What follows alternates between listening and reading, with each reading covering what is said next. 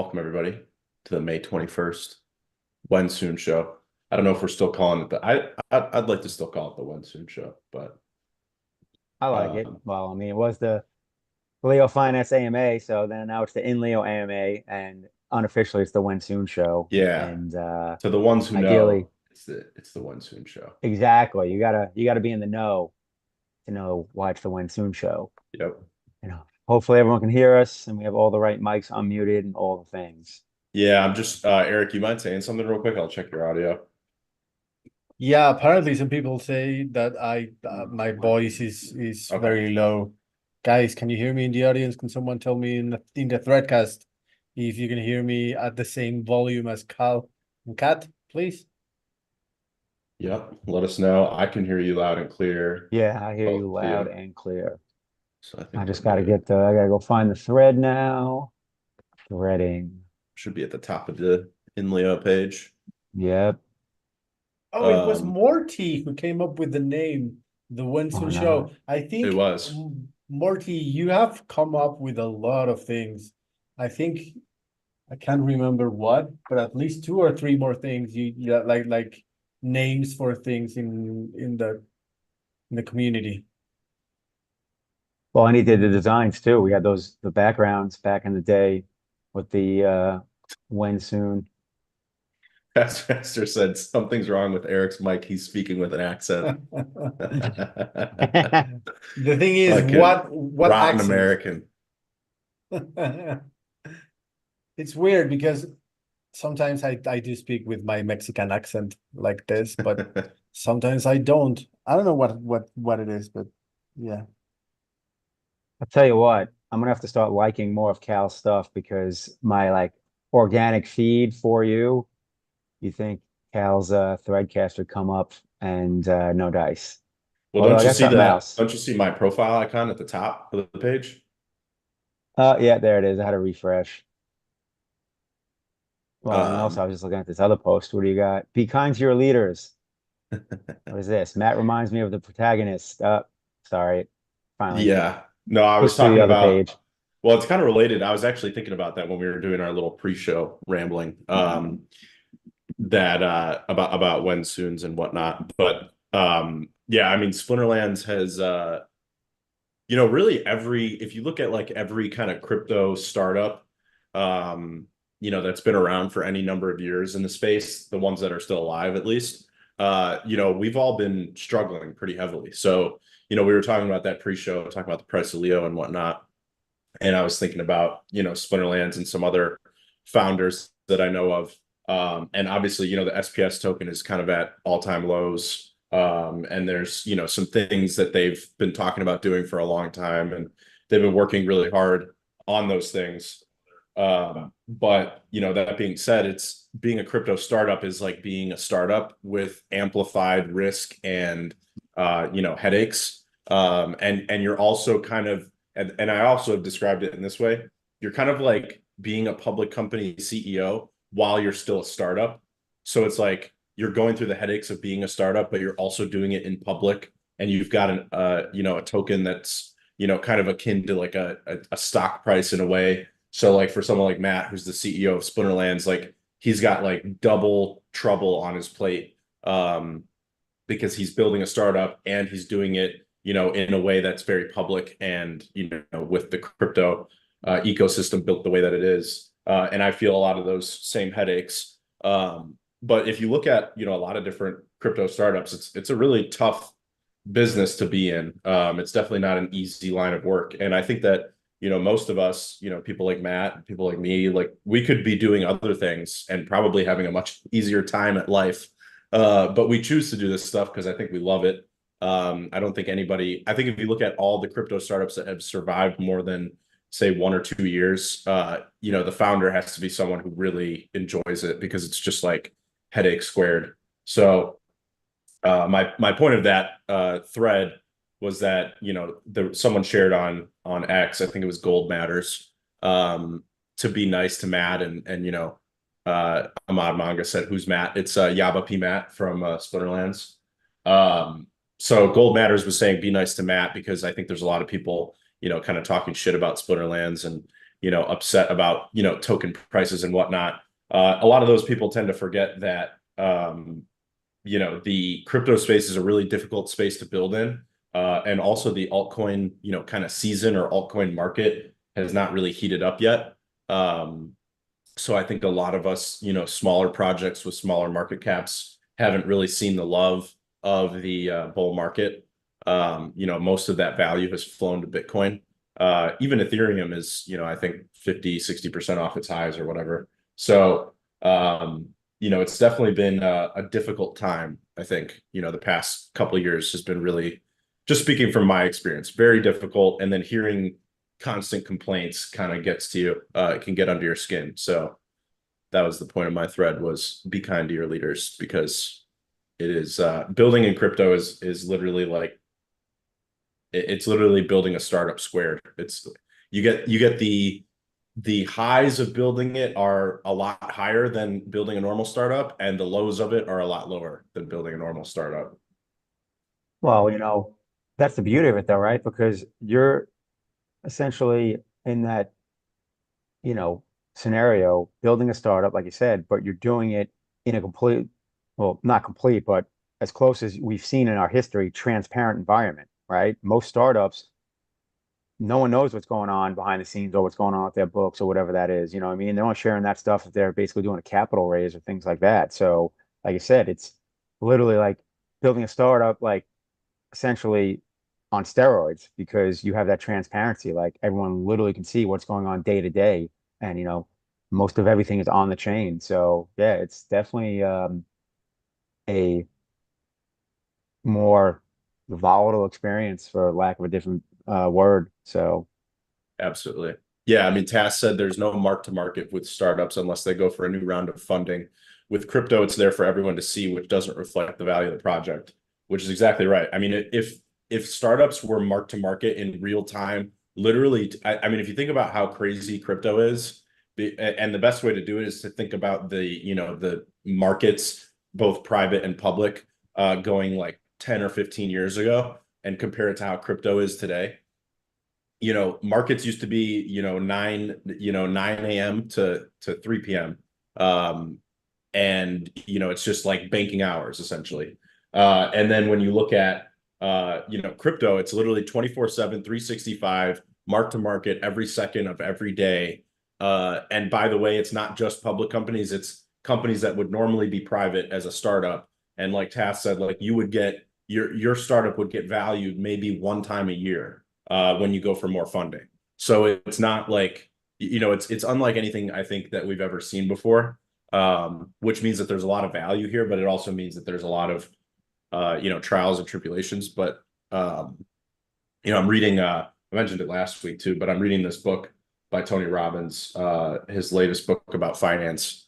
And it kind of focuses on alternative investment, forms of investing. And he talks a lot about startups, and investing in startups and GPs. But he's talking obviously about like private equity. So he's talking about, how can you get access to these private deals, where you can invest in startups, and invest in the people who invest in startups. The beautiful thing about crypto is that you guys are able to invest, all of us are able to invest in various startups, whether it's, Splinterlands or others, or Leo or, whatever.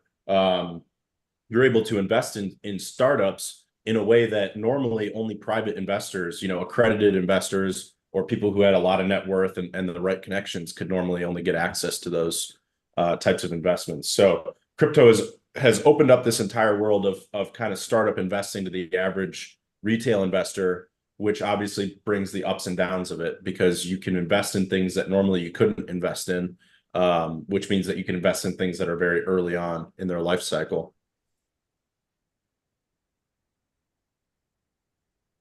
So I think with all that said, I'll speak for the community on a whole when I say to Cal, when? And When moon? on behalf of the whole Leo team, I say soon. Exactly.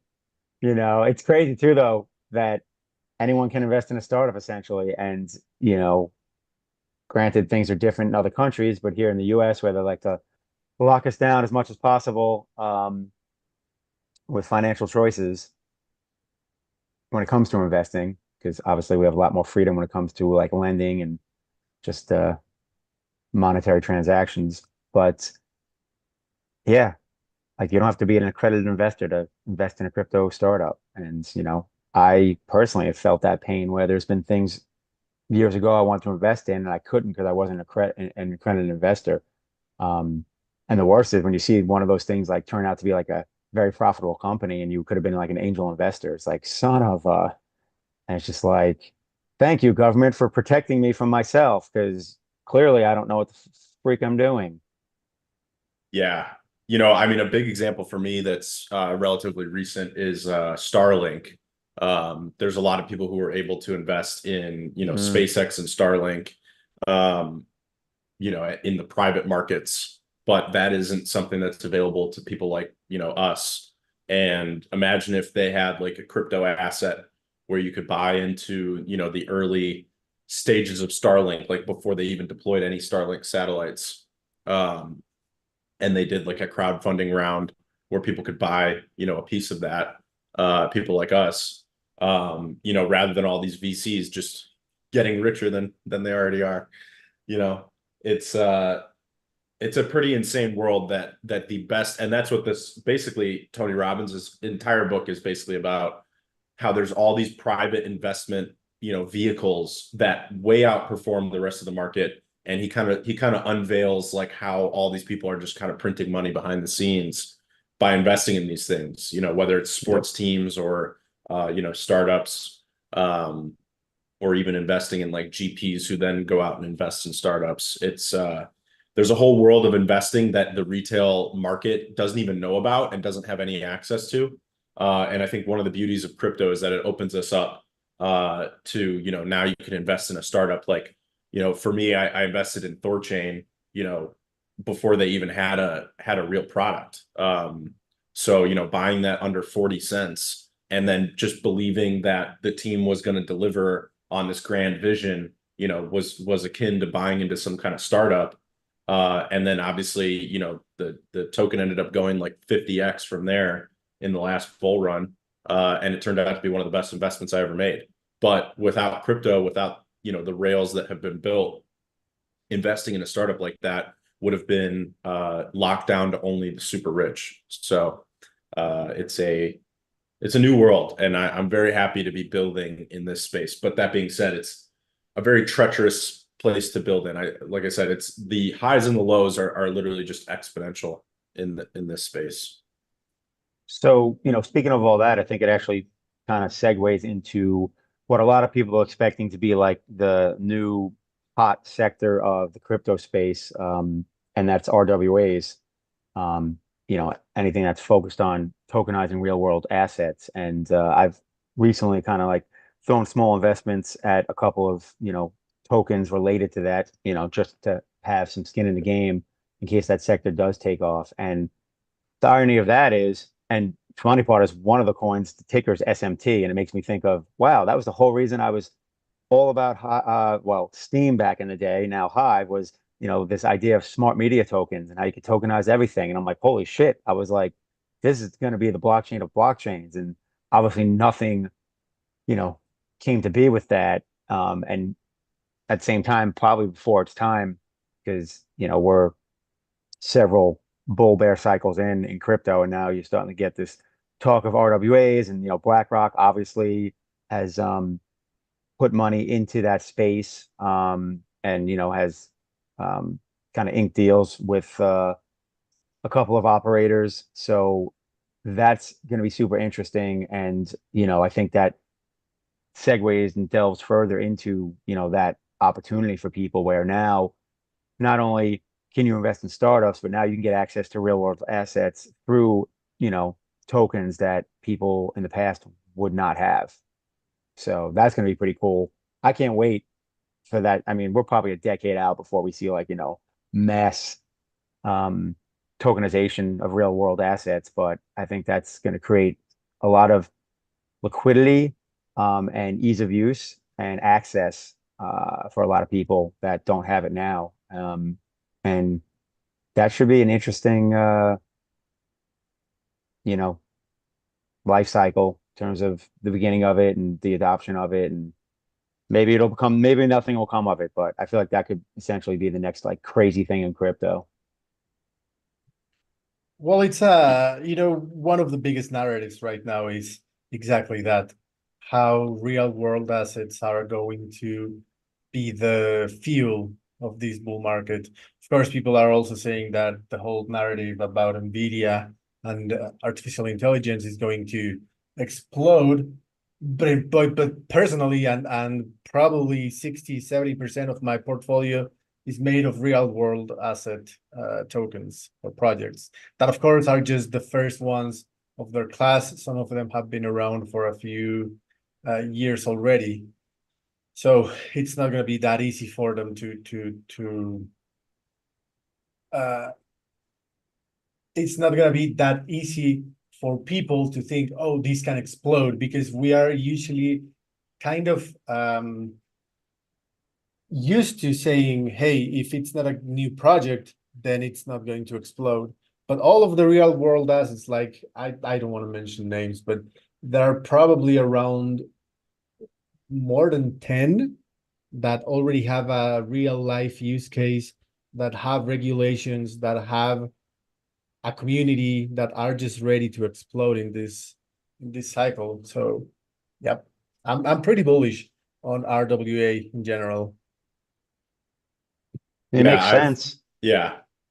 Well, BlackRock has been putting out for the last couple of years an annual report about the crypto space, and basically one of the core ideas that they talk about is real world assets and the tokenization of everything, which is obviously, having their weight behind that is a big deal.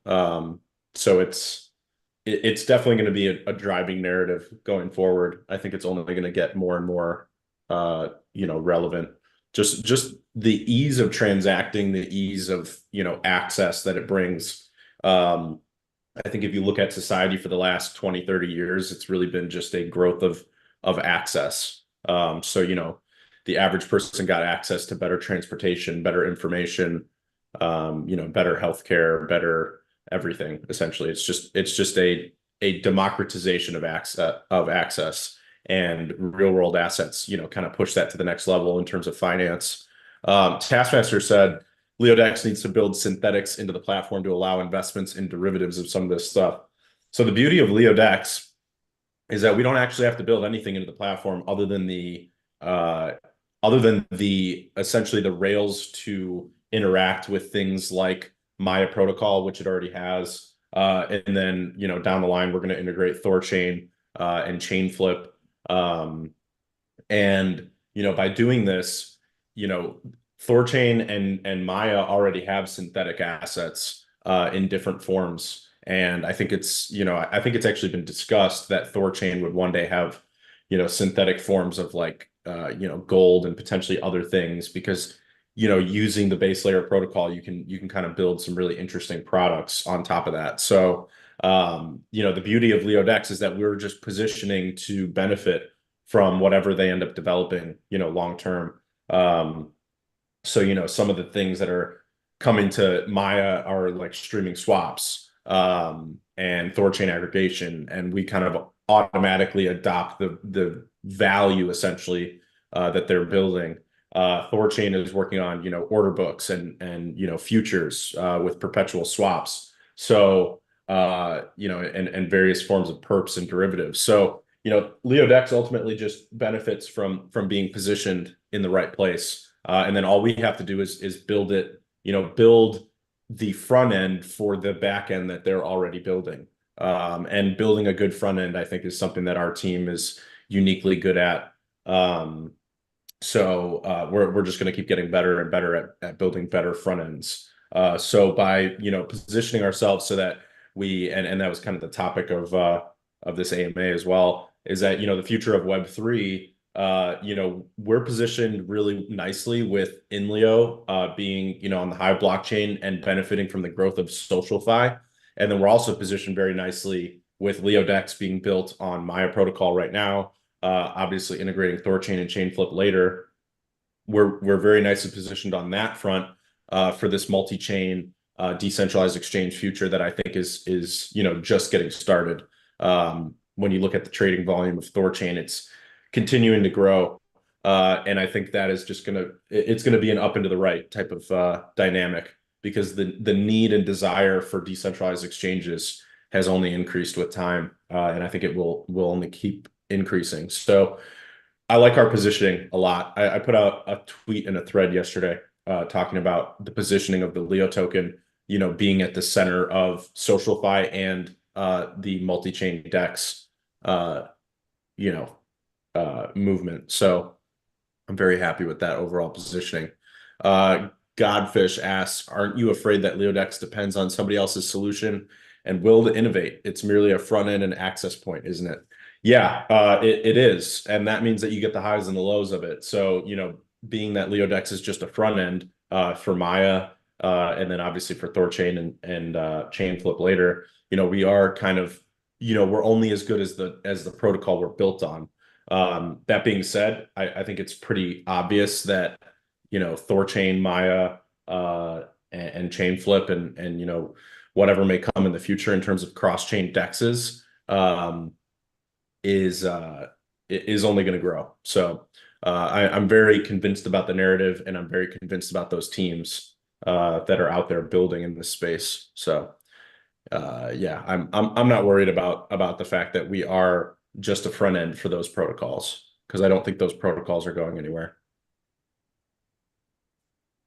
Yeah, I mean, if you think about it, a lot of projects like it's Eric, I think your camera turned off on oh the Zoom. that's Eric faded to black.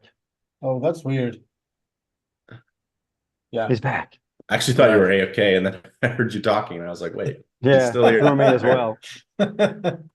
No. Okay, what I was gonna say is that the protocol is important, but it's also about how you sell the protocol. So yes, some people could say, oh, but it's not your product, it's just the front end. Yeah, but if you think about it, if you put enough features and enough things on top of it, like people go on Facebook not because they like the code behind Facebook. They just like how Facebook sells interactions. They just like how Facebook sells, I don't know, how can they browse cat pictures on the internet. So it's the same here. It's all about how you present how people swap, how you present how people can interact, I don't know, with perpetual dexes, etc. So I don't think it's a problem, but I mean that's just my opinion.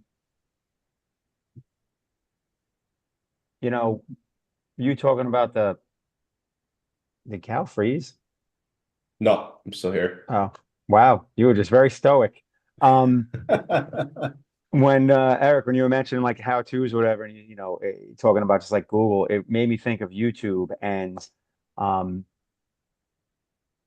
one of the ways that we can attract more attention to INLEO is actually through YouTube, and basically by because at the end of the day, YouTube's a search engine. That's what people forget. Like they think like, oh, social media, and they look at it almost like, you would um posting videos on, TikTok, or posting reels on Facebook, or, posting on Instagram. But at the end of the day, YouTube is a search engine, because when you type something in Google, you get results. A lot of times in those answers, you get videos. What are those videos to? They're on YouTube. You don't really get videos other places. It's always first YouTube. Why? Because Google owns YouTube.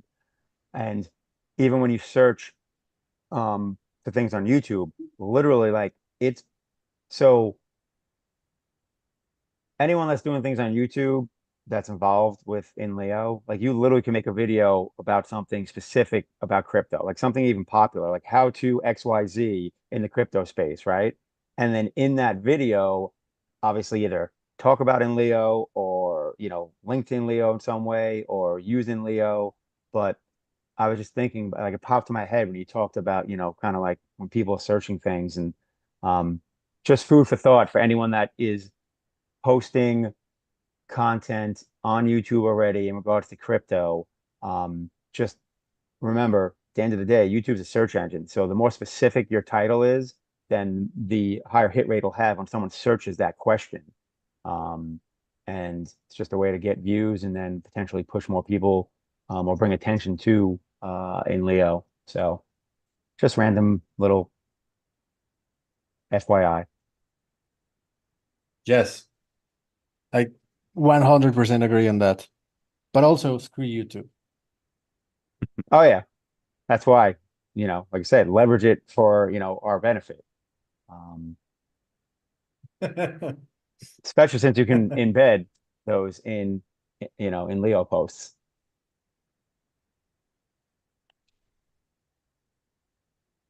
I saw a question earlier, Cal, that someone asked in regards to just in Leo functionality, and it talked about the reputation system, and it said, a while back there was talk about, kind of revamping how the reputation system works as opposed to just, being based on the upvotes, kind of like the basic Hive system, and if there was any whatever progress with that, or if it's still on the table or anything like that. Yeah, that's a good question. I have an algorithm that I designed for to essentially replace the reputation system, and it's based more around engagement. And then there's the critical feature of deterioration. So, when you look at the reputation system that's on Hive right now, and obviously that's the one that we, feed to you on INLEO, that reputation system is actually just based on how many, it's basically based on the value of the upvotes you've received over the lifetime of your account. And I think we all pretty much know and can agree that it's a pretty bad system for showing the reputation of a user. There's a handful of users that, without naming any names, that have really high rep scores, from the legacy chain and from Hive.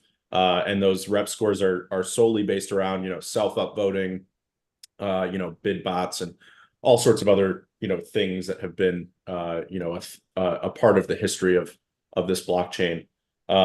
But yeah, I mean, it's the rep score is entirely based around how many the value of the upvotes you've received over the lifetime of your account. And I think the second critical issue with it is that there's no deterioration of the score. So, if you were active 5 years ago and you got enough upvotes to get to an 80 rep score, which is very high, you could leave. You could have been completely absent over the last 5 years, and come back, and you still have an 80 rep score. And it really just doesn't. It really just doesn't say much about your account.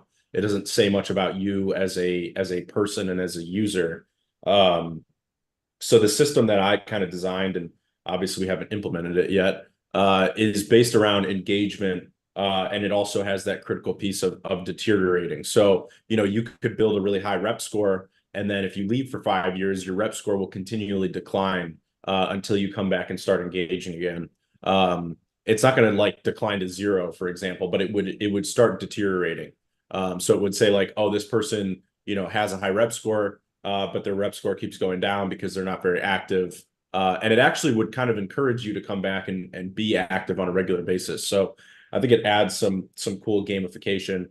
I also think it could get adopted by other UIs, and I would gladly open up the API for it and have every UI on Hive actually switch to that reputation score.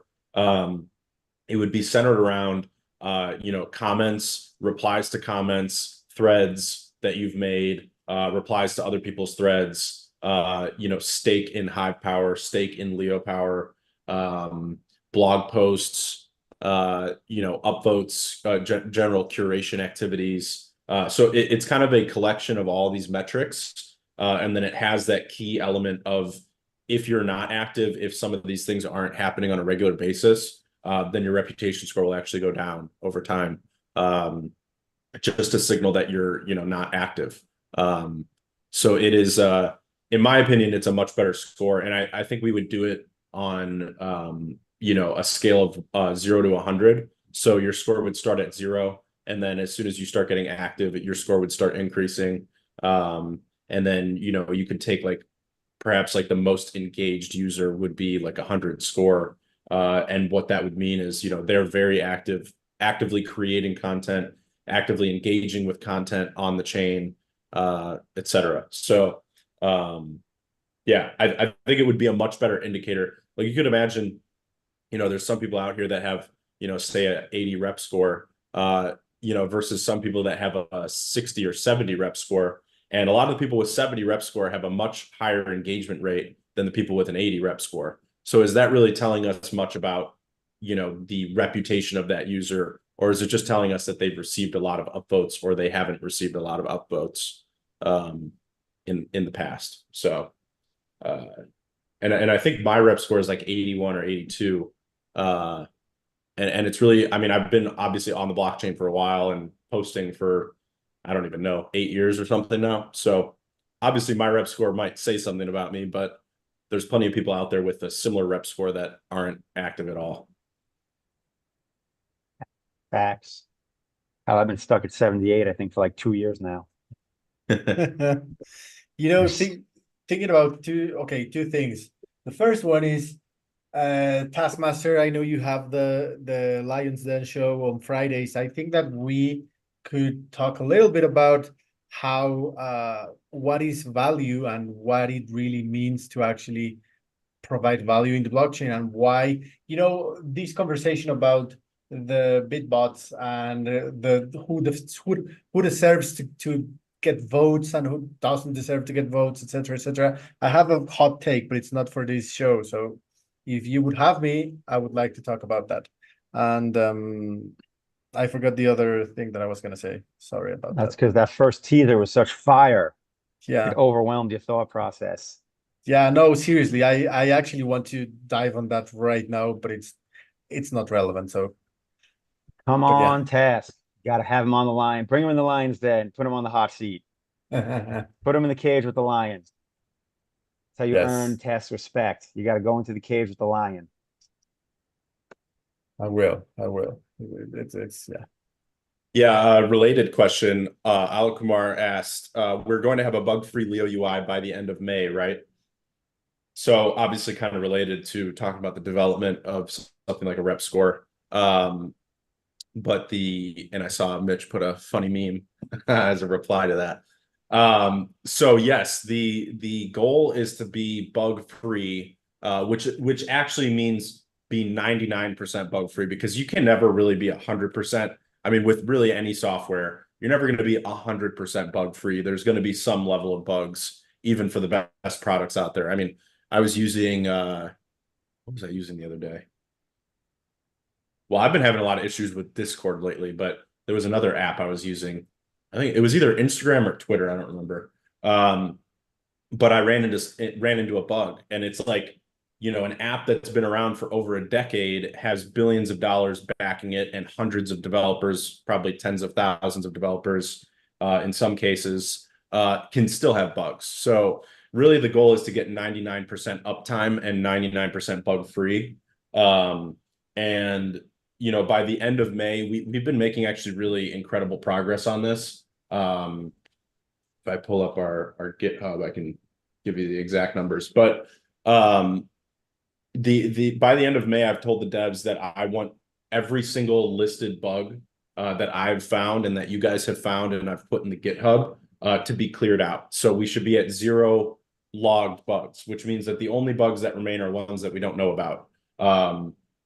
And when I say that, I've spent a lot of time testing the UI and testing it from, I've got like an Android phone, I've got a PC, I've got a MacBook, I got an iPhone, and I'm testing every login method, every type of, and also tablets like iPad, testing every login method, testing every device size, every device type, and then also asking you guys to test on all of your various devices and types to find all the edge cases so that I can log all the bugs and then get them all fixed by the end of the month. That's been really a core focus for the last, for the last 2 months, but really intensely for the last like 2 weeks. We've been like very intensely focused on this. So, in the month of May so far, we've fixed 41 logged bugs. And by the way, that's just like the big bugs. That doesn't really include like the small little things. Like sometimes we'll see something kind of relatively small that's broken and we'll just fix it really quick without logging it. A good example is Taskmaster reported that he couldn't put emojis in polls. and we just fixed that really quick. So it doesn't even really count on that bigger list. This is more like the bigger ticket items. So we fixed 41 so far, and there's only 18 logged bugs left. And we've got 10 days left. So I mean, obviously we're going to find more bugs, and as we fix some things, it's like a mechanic. You take the bumper off, and then you find that 3 other things were broken that you didn't know about before you took the bumper off. So even though it's logged that we've got 18 bugs, there's more likely like 30 bugs by the time we start fixing all that stuff. But I'm 100% confident we're going to finish this May list by the end of May. And my public service announcement is that if you guys find bugs, please report them in #feedback, because we are going to keep fixing things as fast as we possibly can. And if we're able to log them sooner than later, we can get them all done by the end of this month. And like I said, the goal that I've set for the developers is 99% bug free by May 31st, which basically means that when you use INLEO, finding a bug and finding like a major issue that impedes your experience should be a rare event. It should be something that happens, maybe once a week at the very most, where you like have to refresh the page because something didn't load correctly, for example. So, throughout the last 2 months, we've pushed literally no new features. It's been all bug fixes. And there's been hundreds of bug fixes. So it's been really difficult, but the product, I think, using Leo today is much better than it was a few months ago. And Taskmaster's bringing up polls and how they're not working. That's entirely relying on half SQL. So we're still waiting for half SQL to sync, and we literally can't do anything other than wait. So things like, and things like that, that may break in the future and go down. And that's just a function of right up to like node issues on the blockchain. It's like, in terms of what we have control over, the experience of INLEO should be 99% bug free.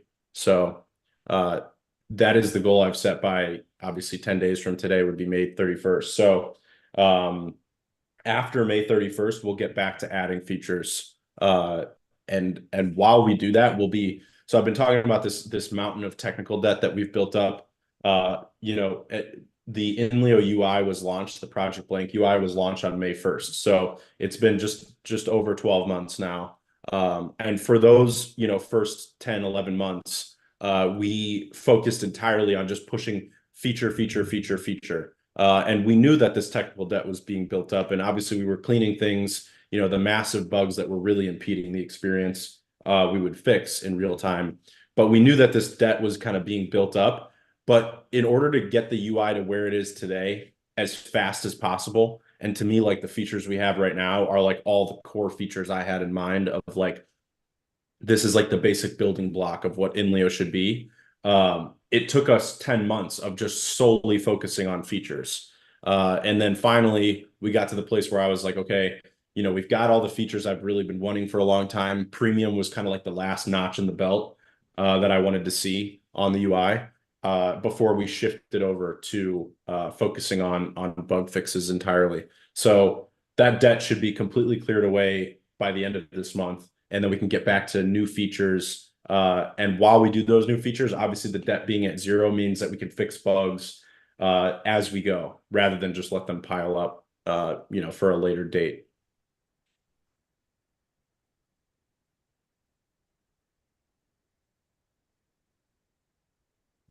IDK Samal is asking, are there any plans for the anniversary? You're gonna bring back that last year first May 1st vibes? Yeah, I want to do, we still have to work out the details, but there will be an event. I want to do kind of like a digital conference, essentially. So yeah, I'm going to work with Eric and the ops team, and we'll figure something out. And I want to have some presenters, from other projects on Hive. I'll talk about potentially getting like VSC, Vaultec from VSC to give a presentation, and some other Hivers to come out and give various presentations on what they're building on chain. So kind of turn it into like a little bit of like a Leo Fest type ordeal. but we'll do it digitally. And then maybe next year or something we can do like an in-person. I have a lot of ideas for doing an in-person crypto event that's hosted by Leo. So I think expect that we'll have some kind of digital virtual event on July 3rd of this year, and then perhaps next year we'll do something in person.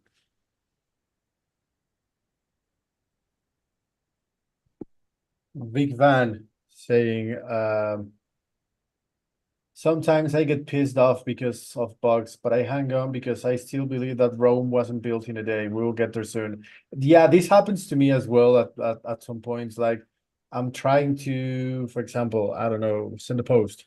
And then since I was using Labs for most of the time, which is the platform where we do all the testing, then when you encounter things, you can get frustrated. But yes, as you say, Vic, it's important for us to remember that we are like I like to say, we're on the bleeding edge of technology right now here with blockchain and how front ends work. And if you look at other platforms that are decentralized social platforms, the features that we have right now are probably 20 times more robust and more there are 20 times more features than on any other social media platform that is blockchain based.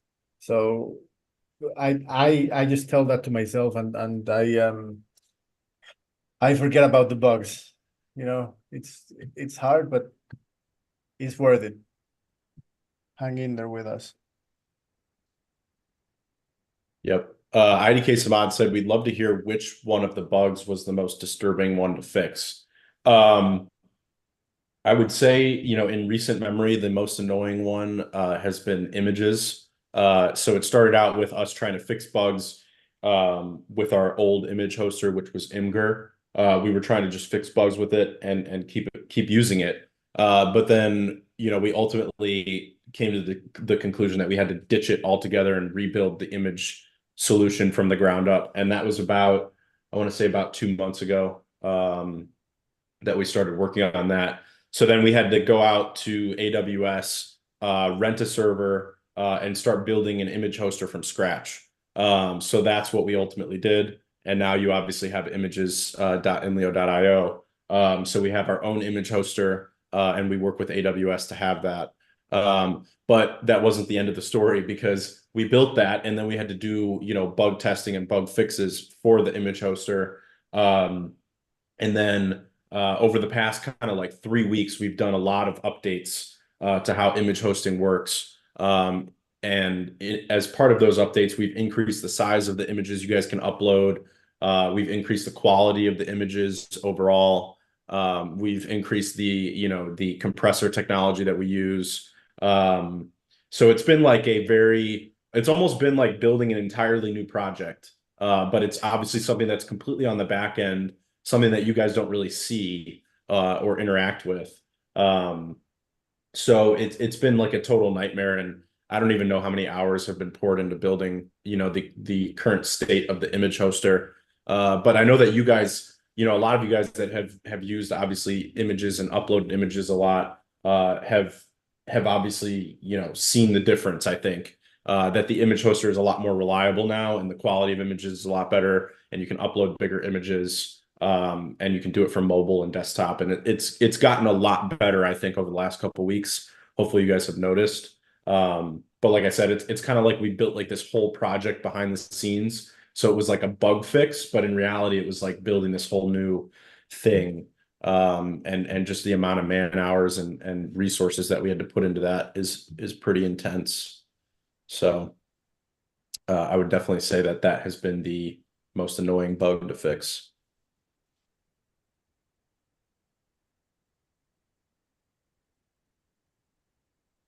Well, speaking of annoying, I'm amused by Morty's inner artist literally being offended by our backgrounds. Apparently, we need to let him create fresh when soon show backgrounds. His inner artist is offended. Yeah, I mean, the last background I've got says Leo Finance, so I think, let me look, I'm pretty sure. Mine probably has, yeah, Leo Finance, When Soon Show with the cats. This is the one. Boom. Hold on, my head blocked Leo Finance. Weekly When Soon Show.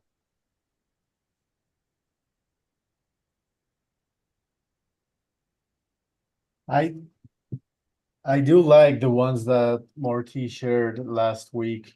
I haven't DM you, man, but I will today.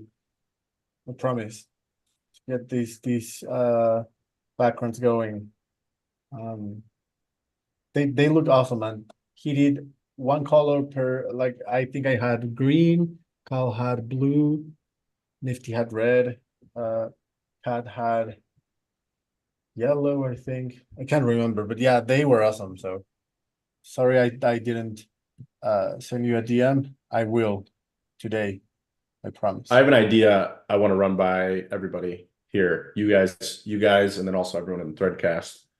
I've been thinking about a way to kind of separate premium users when they're in a Threadcast. So I have a few different ideas for that. But I kind of want to hear if you guys have any other ideas. One would be like changing the color of their name. So like right now, obviously everyone's like name is white. So like for example, for like Vic Van, his username is Vic Van and it's in gray. But then his like name is in white and it says Vic Van.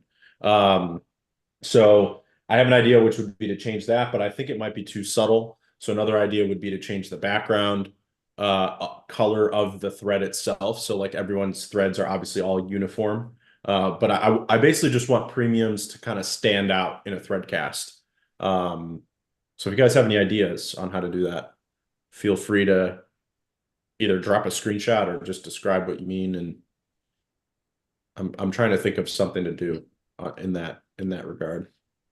I mean, right now the orange check mark is more obvious than like just kind of the example of different color name. And Yeah. you can see, I mean, and no surprise that the vast majority of people on the Threadcast are premium members, which makes sense because, you know, these are the people that are engaged and those are the type of people that are going to show up to an AMA. You know what I mean? Um, but yeah, I'd be curious to hear any ideas as well that kind of like trumps or adds to the orange check mark. Yeah, I want to make it even more obvious than the orange check mark. And then also add a filter. So like right now you can filter by author or latest or what has the most rewards or the most replies using those toggles at the top. I want to add one that says premium or all essentially. So it'll show you either just the threads from premium people or obviously all the threads, whether they're premium or not. Speaking, you know what? That's funny. So speaking of premium, and again, I don't know, we've talked about, I think, potential of notifications or things like that. I have no idea when my premium expired. Could have been an hour ago, could have been 3 days ago. But I just realized that I am currently not premium and I will not be for a few days because I was just looking and I have no liquid HBD. So I will be waiting 3 days to get some HBD to go premium again. Oops. Yeah, two I need things a on that front. cat needs a reminder. After we get bug free, the next stage, and I put out a thread yesterday talking about this, but the next stage of features is really going to be focused on premium users and adding some of the features that I have on the backlog specifically for premium.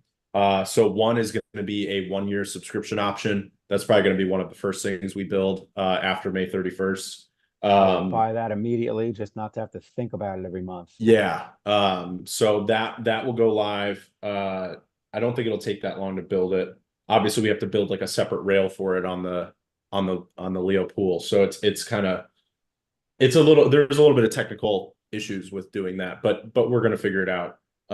So I'd say probably sometime in June, but obviously we need to get bug free. I'm just like with the devs right now, I'm literally we talk about features and I'm like, I don't even want to talk about features. I want you to fix all the bugs. So that's where we're at right now. So we're gonna work on the 1 year subscription, and then the other thing I want to work on is a notification banner if your premium is expiring, it would say like your premium is going to expire in 5 days. And then that banner would disappear, after you close it. And then like, 24 hours before it expires, it'll pull up another banner. Your premium is going to expire tomorrow. And then when it is expired, it will say your premium has expired. Click here. And throughout all that, it'll say click here to renew. So yeah, Ahmad Manga, there will be a discount on the 1 year subscription option. I don't know how big of a discount it'll be, but there will be one when it goes live. So not sure when it will be, but at some point we're going to push that live. As far as the and I feel like I've seen people kind of comment similar ideas, but as far as the kind of um difference in someone being premium, not premium during a thread cast, I mean, you could literally do something as like around the username, kind of like how up top how with the thread cast, it's like it shows your icon, it's got like a purple circle around it and like the little lightning bolt or whatever. You could even do something to that extent where it's just like there's a like background around the person's name with like whatever, a shade of orange or something or whatever color, or like just something that makes it almost like look like their username glows, so to speak. Anything that's just like attention getting to the eye, similar to like what goes on with the when someone's doing a thread cast and they got the purple halo, so to speak. Yeah, I think that's a good idea. Yeah, I see Morty also said something kind of similar, like where is it? Outline the color of threads by premium. So like take the whole box of their thread and put an outline around it, maybe an orange outline or something. I thought about that too. Yeah, kind of almost like make their thread almost have like that outline slash glow to it. Right. I think that's probably the way we'll do it. I just want them to stand out a little bit more. So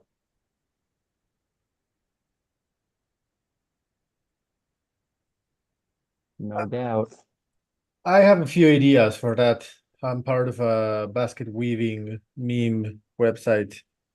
Uh, I actually found, I don't know if people, like someone in the audience remembers 9gag around 2012.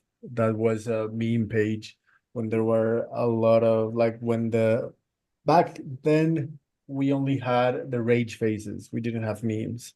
And I found out about the predecessor of 9gag, and they use a lot of things like this, like the one you mentioned, Carl, to highlight users who came before the Reddit exodus, users who have been supporting the website for more than, I don't know, 3 years, whatever, things like that. And they do a very good job with that. So I'll poke around. I'm sure I'll find something. okay.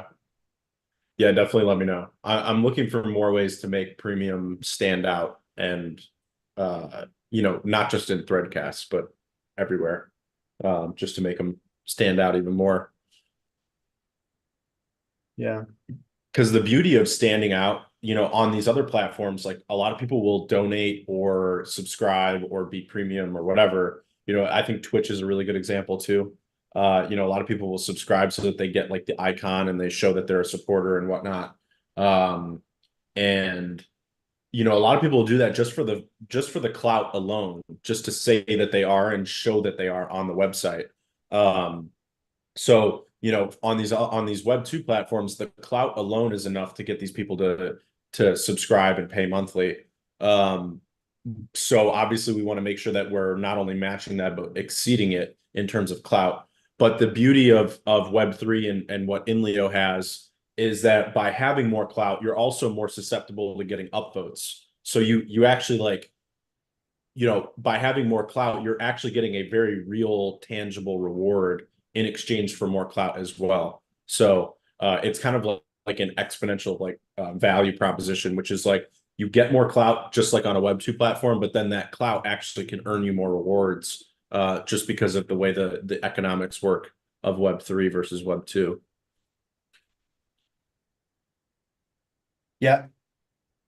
Yeah, 100%. Like right now, for example, on any other platform, all you get from this little check mark is that you get a little bit more exposure and that's it. But people don't really make money out of this. And like you were mentioning at the beginning of the show, these decentralized DSO and SocialFi platforms, they all rely on how can you reward your users, and INLEO excels in that aspect. So it's only a matter of letting people know that we actually do what we promise we will do.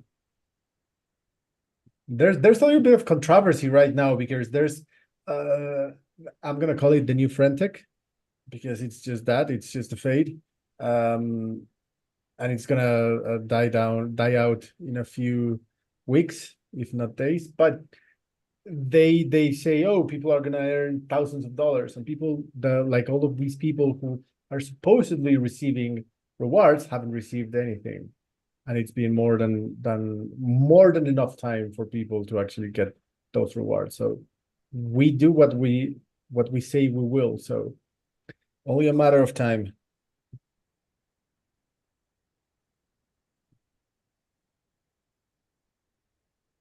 Yeah, there's a very big difference between, and this is why I hesitate sometimes to call INLEO social fi, because I think there is a kind of stigma being built around these, these platforms that have been coming and going and selling like this ticket system for social fi. So when you say social fi to like the average crypto Twitter user, they think of Frentech and Stars Arena and all these kind of fad platforms that came and went.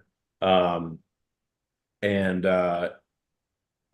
we kind of have to build over that noise, and talk to them about how INLEO's been around for 5 years, and we don't have like this selling a ticket system, which is essentially just like a Ponzi scheme to make money for influencers.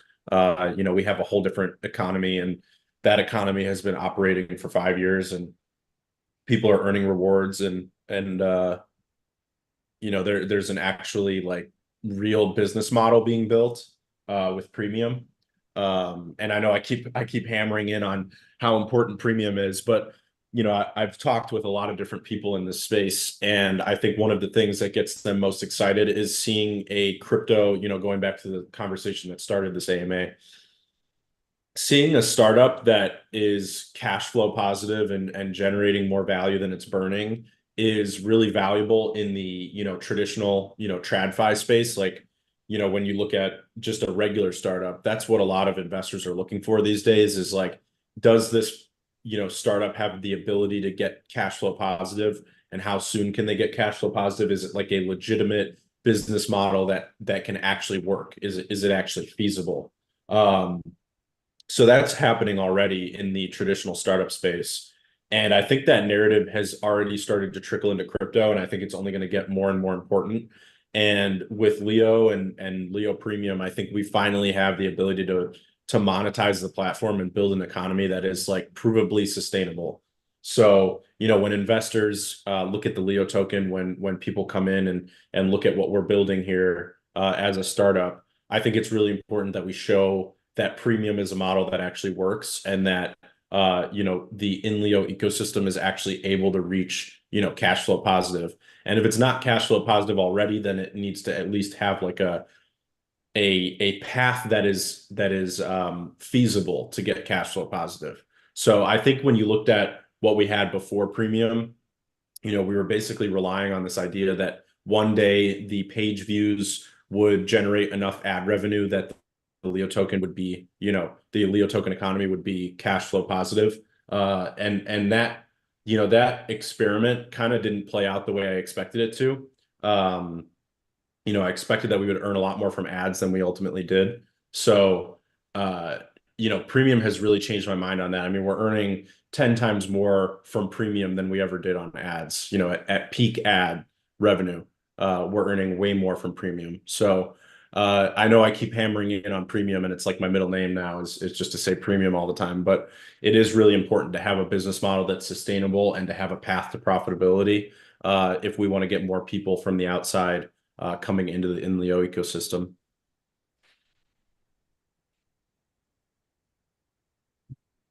Yeah, and we have spoken about this in the past, but for those who don't have it so clear, the moment we have 1,000 premium users, that means that there's $10,000 buying Hive and Leo on a regular basis. And if you look at how big the market cap of Leo is, just do the math. Imagine $10,000 flowing in every single month, buying the token. I mean, it's a no-brainer, right?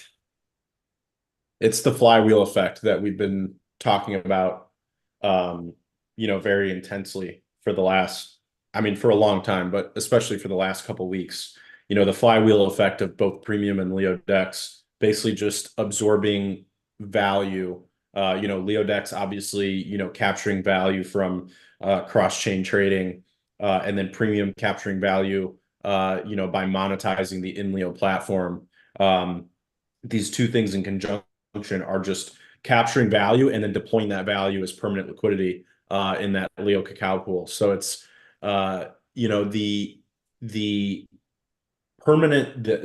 value of permanent liquidity is really understated, especially given the way that the Leo ecosystem is built, where it captures value based on trading volume on Leo decks, not just for Maya assets, but also for the Hive aggregated assets.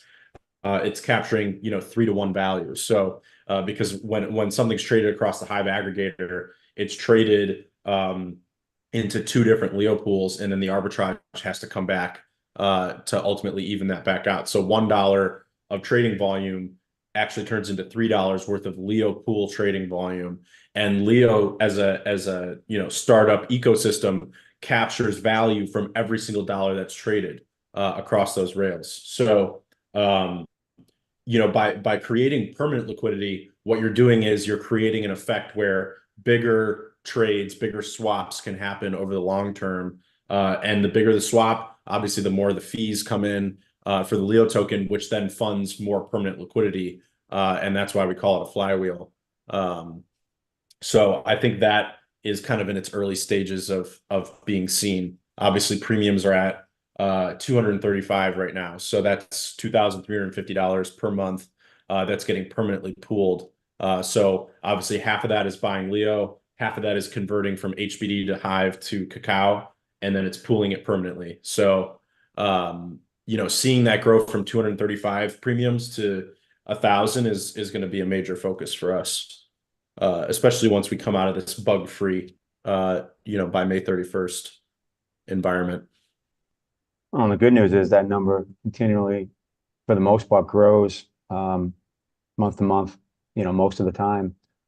So if that trend continues, it's just a matter of time. But obviously, everyone would like to get to 1,000 as fast as possible.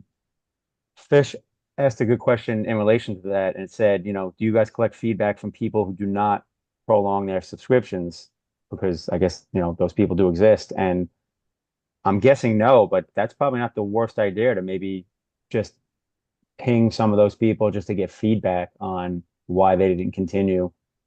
Yeah, so one of the things that I've been doing, not on a regular basis, and obviously I would like to do it more, is whenever someone comes, like they subscribe and 15 days pass without the resubscription, I just go on and say and drop a comment on their latest post. Hey, I see that you're premium and you haven't renewed. Did something happen? Did like whatever? And some people are pissed because, oh, I got premium and I was expecting to earn $10,000. And I went, well, I cannot help you with that. But there are other people who are that, like, there's actual feedback. And I don't want to go back to the bugs part, but most of them were like, oh yes, but I couldn't post from INLEO, so I had to use another front end. I will try in a few months, etc., etc. But in general, there hasn't been anyone who says, oh, I didn't like premium. So Well, that's good. yeah. I mean, at the end of the day, it's a win if most of the reasons are kind of like not value add, so to speak, like things in terms of feedback that can be used to improve the user experience, that's technically actually a win. That, most of them are just either because of a bug issue or because their expectations were, unrealistic. I think it's actually a good thing, based on the feedback you've gotten. Yeah, we thrive on feedback at all levels. So, if you have feedback about premium, use the hashtag feedback tag. Um, Yes. yeah, I mean, whether it's a bug, whether it's a request for a feature, whether it's a gripe that you have with premium that you think we should work on and improve, using that hashtag is really important because what you're doing is you're just kind of segmenting your feedback into a place where I check every single day. And then I kind of backlog things or I put them to the top of the list if I think that we need to focus on them right away. So I can't stress enough how important that hashtag feedback tag is. Just to get, if you want to get a message to the team and say, I wish this was better, that's the best way to do it. There really isn't a better way to do it.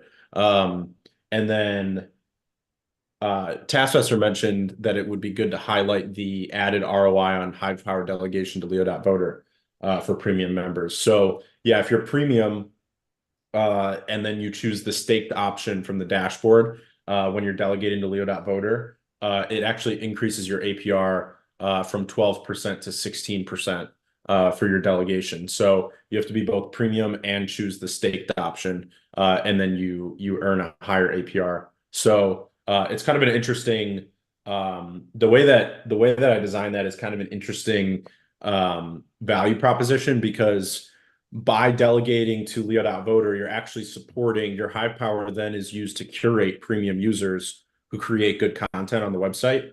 So by delegating Hive Power, you're supporting more potential premiums. And then if you're a delegator and you want to earn more rewards, you're actually incentivized to also be premium yourself, which gives you kind of basically like a stake in the success of Leo, the Leo token economy in general. And then obviously your delegation is then paying you out staked Leo, which gives you yet another incentive for Leo to perform well, because your payments are obviously made in Leo. So if the price of Leo goes up, then your 16% APR on Hive Power obviously increases. Like if you just, all else being equal, if you delegate to Leo.voter for a year and you're premium and you choose staked, you're earning 16% paid daily to your account.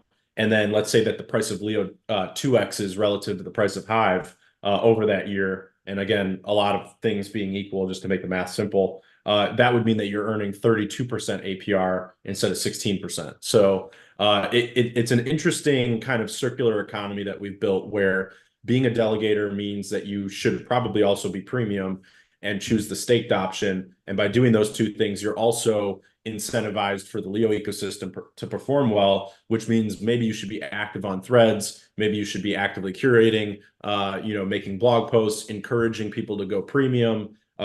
Doing all of those things actually benefits you in terms of your delegation. So it's just this very like positive feedback loop that we've built. And it's a relatively new model. So I'm glad Taskmaster mentioned that we should talk about it because the model has kind of evolved over the years. I mean, that delegation model has been in place for basically since the beginning of Leo, but it's really evolved as the years have gone on.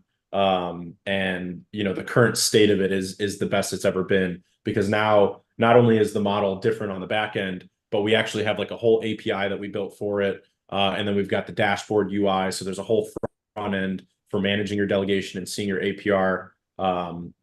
So it's evolved to a very good place. I'm very happy with the current state of it. And we actually are coming up with a few more upgrades to the system. So we're introducing some new features to the API that will further improve it and incentivize people to be long-term stakers. So very happy with how things are now, and it'll only improve from here in terms of the delegations. And we're up to 4.7 million Hive Power delegated to Leo.voter, which is pretty insane. I think it's grown a lot since the latest updates we made with the dashboard. So in the past like 8 or 9 weeks, it grew. I think like 9 weeks ago, it was like 2.5 million or something. So it's basically doubled in the last 2 months. So definitely happy with the progress on that. And I think we're trending, I've been watching it and it's been slowly growing every single day. I think we're trending towards obviously 5 million is going to be here pretty soon. And I think we could see 10 million hive power on Leo.voter. And all that hive power just means that all the premium users on INLEO, all the active people on threads and active people on blog posts are earning more rewards. So ultimately a very positive feedback loop for the ecosystem. There's some questions that we should definitely touch on because I guess, sometimes the knowledge is not as widespread as we think. So I saw someone ask if LeoDex is only for premium users, which we know the answer to that is no. LeoDex is for anyone on the planet that wants to use it and swap crypto. Um, Also, they asked about how to go about providing liquidity on LeoDex, and there are tutorials for that. I'm pretty sure Nifty created videos, right? Yeah, Nifty made some videos, and I also made some videos as well. So let me they're all on the docs, but I'll link you the tutorial specifically for how to pool. So I did videos and I did written posts, and it's all in the Mm. docs. And then Nifty's tutorials are also in there as well for various aspects of using LeoDex. Nice. So I just dropped a link for how to pool Leo and Cacao. It's very, Speaking of, very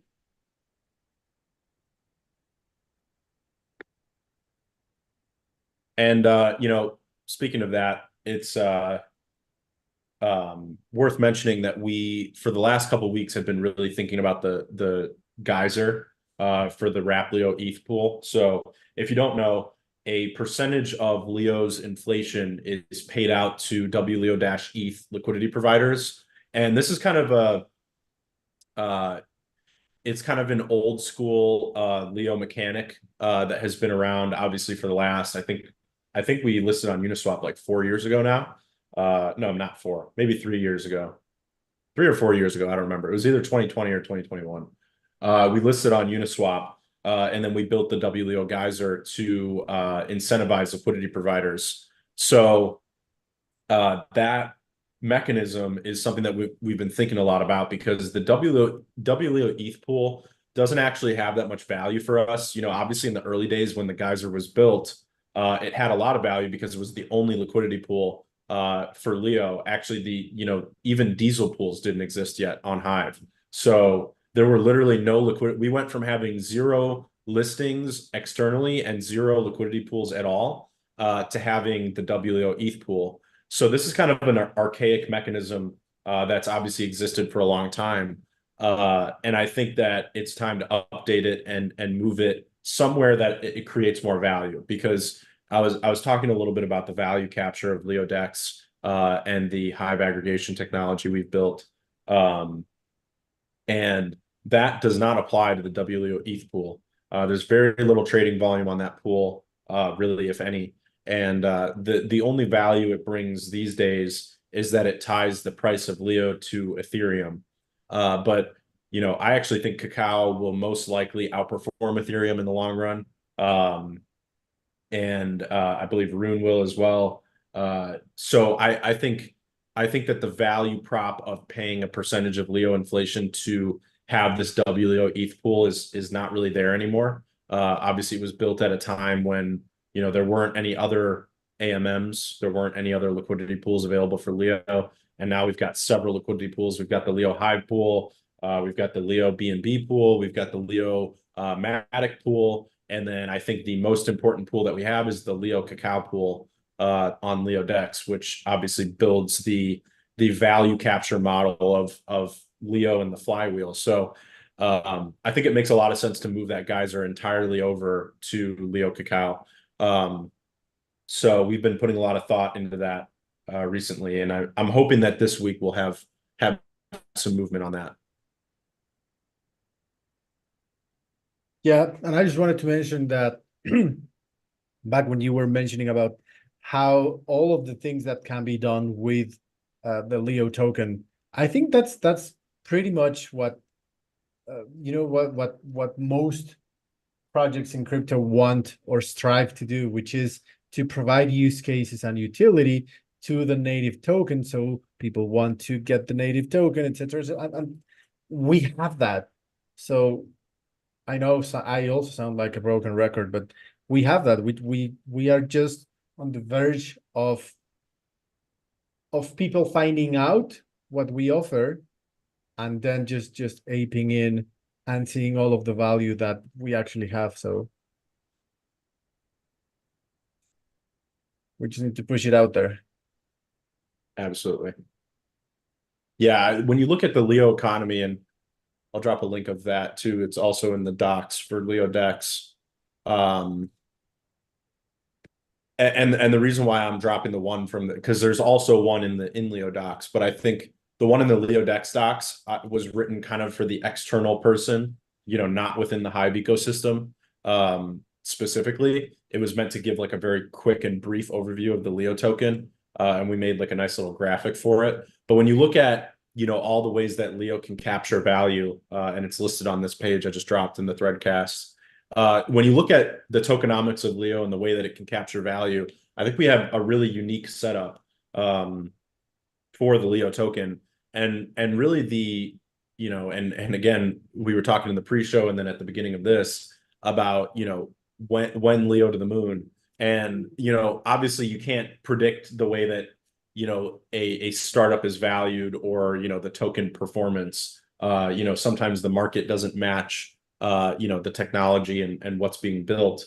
But ultimately, the growth of Leo is going to come from adoption of the technology that we've built.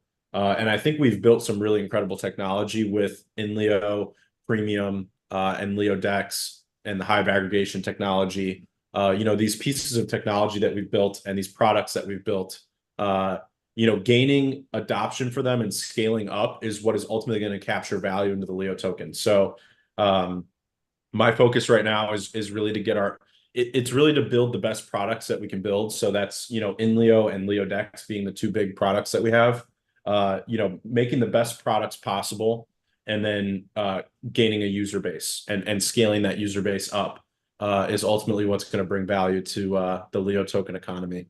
So I think that page does a really good job of just briefly explaining how Leo can capture value on all these different fronts.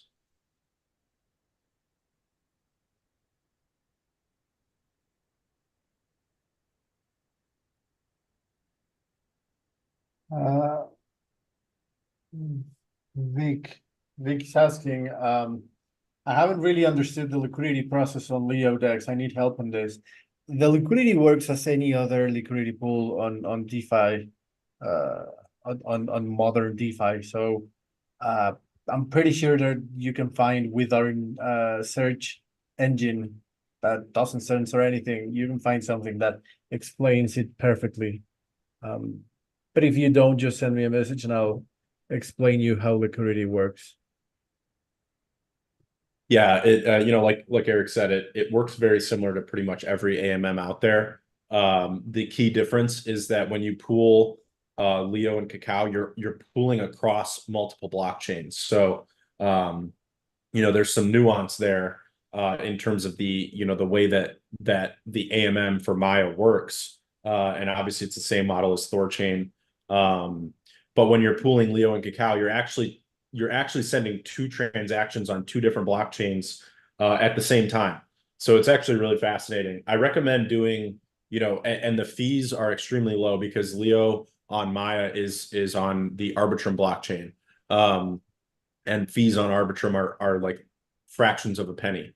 So the fees are very cheap on Arbitrum and the fees are very cheap on Maya for the Cacao asset. So I highly recommend just like if you want to play around and learn this technology, which I always think is a good thing to do in this space.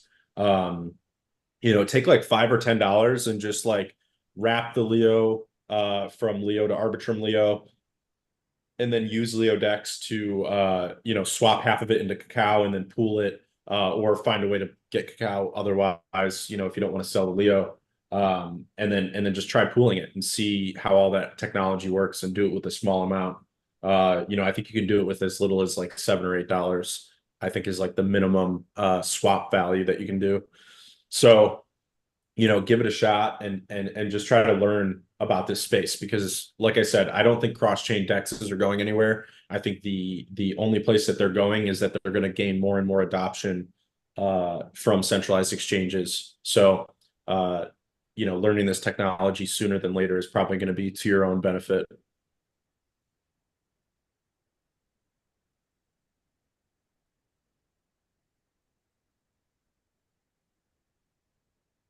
Mod Manga asked about posting feedback about Leo Dex using the feedback tag, and I would assume the answer is yes.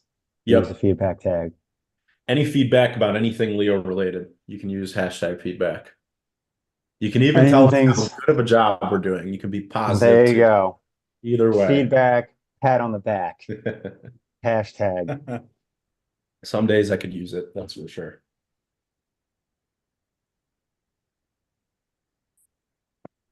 Right on. Oh, we've been going over a good hour now. Um, yeah, I mean, we've been reading off the questions, so I feel like we're pretty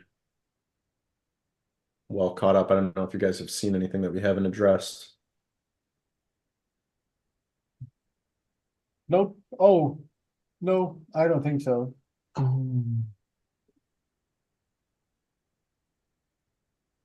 Someone asked, I think it was, I thought I lost it. Vince asked how much is in the Leo Cacao liquidity pool on Maya. I'll drop you a link where you can track it. Let's see, I had it minimized. There's about $105,000 in there right now, which I was talking to the team earlier today, is pretty low. My expectations were that we would see a lot more liquidity in there, which is obviously why we're looking at moving the geyser there, because I think a lot of people are just waiting for like rewards of some kind. Obviously, there's already APR, and actually, if you go to that page, it'll tell you the current APR for being an LP is 1.96%, and that fluctuates. Sometimes it's higher, sometimes it's lower. It's all based on trading volume. So there's already rewards based on just organic trading volume, and I think that's going to increase a lot as people start using the Hive aggregation technology. But once we add the geyser, I'm kind of hoping and assuming that there's going to be a lot more LPs that enter the Leo Cacao pool. Right now, I think I have about $90,000 in that pool. So I am basically 85 or 90% of all the liquidity in the Leo Cacao pool. So it's been uh it's been a little disappointing that we haven't seen more liquidity enter the pool. Um, I think there's a mixture of people don't have a lot of exposure to things like Maya and Thorchain and how these cross-chain dexes work, um, and various other things. But we're going to move the geyser over and hopefully see a lot of LPs start to put liquidity in that Leo Cacao pool, both from the Leo side and from the Maya side. We're going to start really advertising that to various communities within the Maya ecosystem itself, because we'll be one of the few, if not only pools. I think there might be one or two other pools on Maya that actually have rewards of any kind outside of the base trading fees. So we'll definitely start pushing that to the Maya user base as well.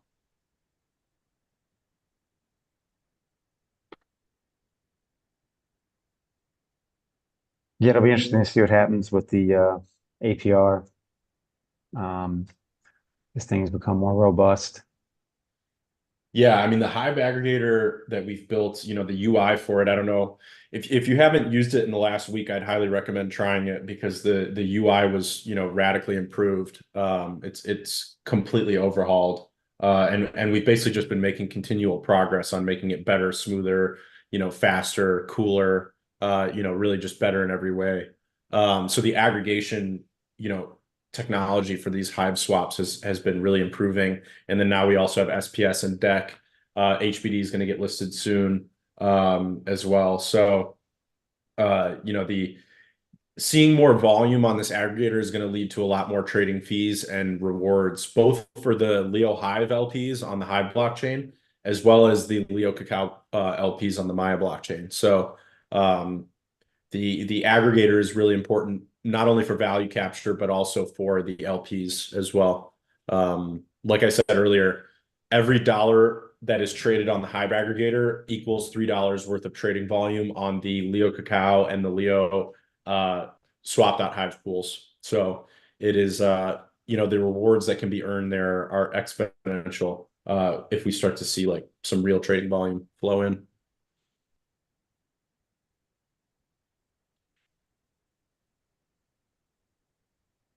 Caleb Marvel is asking for fee.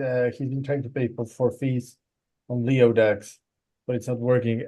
You know, guys, one of the things that's well, it's pretty important for anyone to know that the Discord server it also serves for bug reports related to Leo decks. So we basically have now INLEO and Leo decks living on top of the INLEO project, so to speak, or company. But anything related to Leo decks, the Discord server serves the same purposes as within Leo. So just ask around. If nobody has the answer, you can ask in the you can open a support ticket. Yep, absolutely.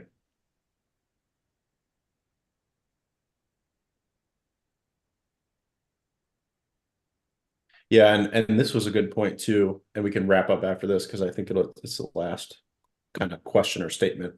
Ahmad Manga says, you'll see more liquidity from me over time, probably not as much as the liquidity provided by premium users, though. The reason why I wanted to mention that is it's kind of interesting to think about that. As you know, being premium, the value proposition is that you are getting all these premium features. You're also getting more rewards on your blog posts and your threads.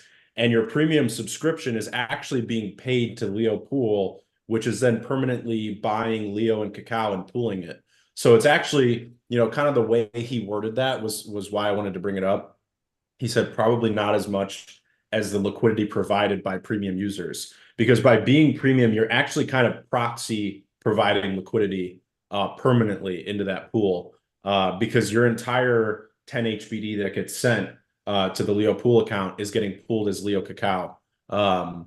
So it is it's an interesting way to frame it that by being premium, you're getting all these premium features, you're getting more rewards on your content, and then you're also basically community pooling into the Leo Cacao pool. So kind of an interesting, you know, kind of mental framework you can use to think about it. But yeah, I think that catches us up in the Threadcast. We've been going for a little over an hour and a half now. So Mitch, Eric, any closing words from you guys? I don't think so. I think we're more than covered. Yeah, we covered a lot today. I think it was very good, informative. When soon? Yeah. I think the key takeaways are when and soon. So When the Sunseeker, question is, when will you get premium? For those yeah, that do right. not have. Yeah, whenever anyone asks me when, I'm gonna say when premium. Um so Sunseeker is in charge of the video clips, so I'm sure she will get some good clips out of this one. We had some really good segments talking about various things from crypto markets to all of the INLEO things. That's a pretty cool logo. Morty just posted in the Threadcast. That's Oh, kind of wow. cool. I kind of like that. Yeah. Actually, that gives me an idea for something on the UI. I'm gonna save that real quick. I'm gonna bookmark that. And if you didn't know, part of your premium feature set is that you have bookmark folders. So you can Nice. create folders and put them, put your bookmarks in them. So for example, I have an ideas folder and I just put it in there. Trying to make me all organized and stuff. Yep. Sweet. Well, thanks, Mitch. Thanks, Eric. We'll see about getting Nifty on and doing a true four-person roundtable next week for the AMA. Everyone say happy birthday to the cat, belated. Ah, And we will see everybody for the May 28th AMA. rock and roll. Let's go. See you guys. See you guys. Later.